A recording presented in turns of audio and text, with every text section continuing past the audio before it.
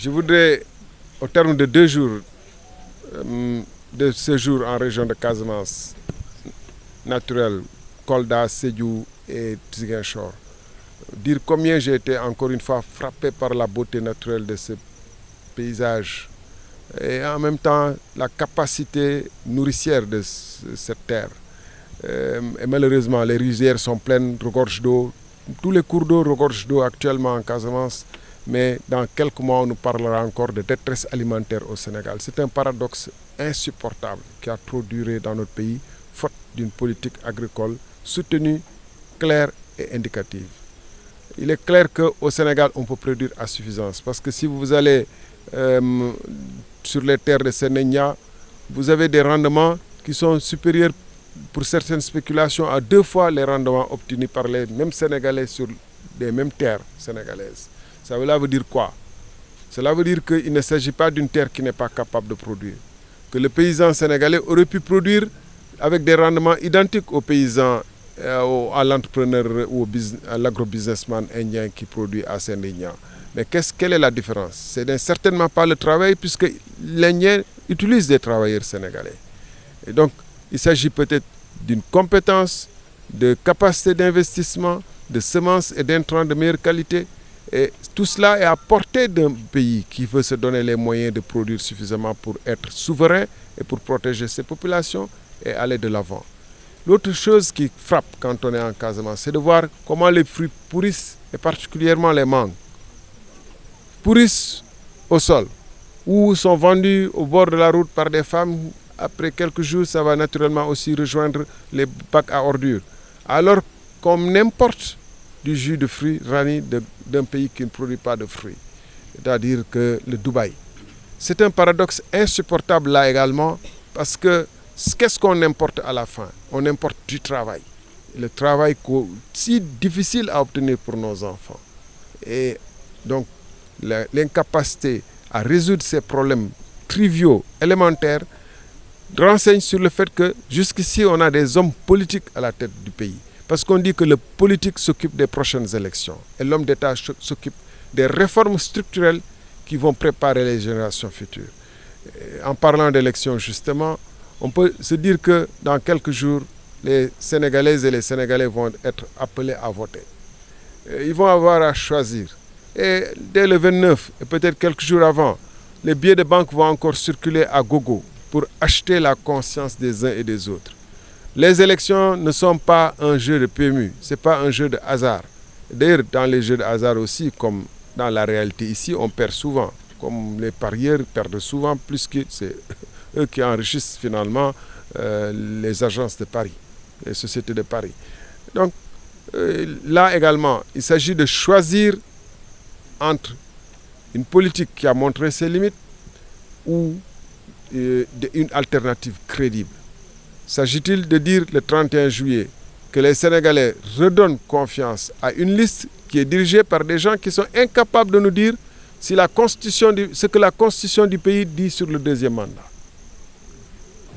Madame Mimi Touré et tous ses suivants sont incapables de redire ce qu'eux-mêmes avaient dit en 2019 à la veille de l'élection présidentielle, que Macky Sall n'a pas droit à un 3e mandat, qu'il s'arrêtera à un 2e mandat.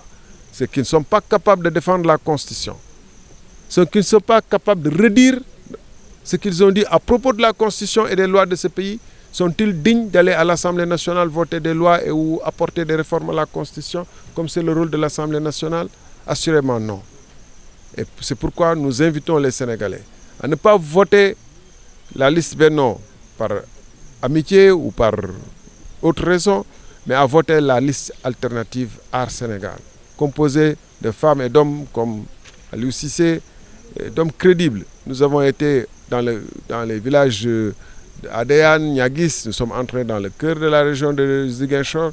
Nous avons vu aussi ces liens étroits avec des femmes, des jeunes, avec lesquels il y a un travail d'encadrement pour pouvoir produire et transformer leur production localement. Il y a des relations intimes et profondes d'un politique qui se soucie du sort des populations.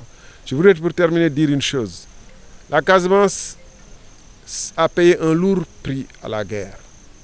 Donc la Casamance, c'est la valeur de la paix. La paix n'a pas de prix. Sans paix, on ne peut rien faire. Or, des nuages noirs s'annoncent dans le ciel sénégalais.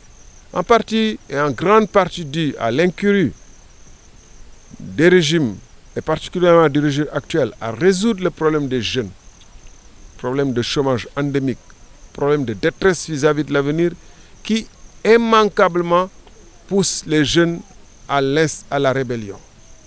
Quand je parle de rébellion au sens général, je parle de la rébellion, tous les jeunes de toutes les contrées du Sénégal sont potentiellement des révoltés en puissance parce que leur vie n'a aucun sens puisqu'on leur offre aucune perspective. Leur vie est dure puisque la vie coûte cher. Leur vie est dure puisque avoir même 1000 francs, qui n'a plus aucune valeur dans ce pays, est une gageure. Et donc, la Casamance a beaucoup souffert, le Sénégal avec. Tout le Sénégal avec. Tous les fils du Sénégal ont payé la dette du sang, le prix du sang, pour que la paix s'installe progressivement en Casamance. Et il faut saluer les efforts faits sous ce rapport pour que la paix revienne progressivement. Mais ces efforts seraient vains et insuffisants si ici et maintenant, on ne prend pas les dispositions nécessaires pour d'abord que la justice et la démocratie fonctionnent proprement dans le pays. C'est-à-dire que ceux qui n'ont pas droit à un deuxième ou à un troisième mandat disent clairement qu'ils n'ont pas droit et lèvent l'hypothèque.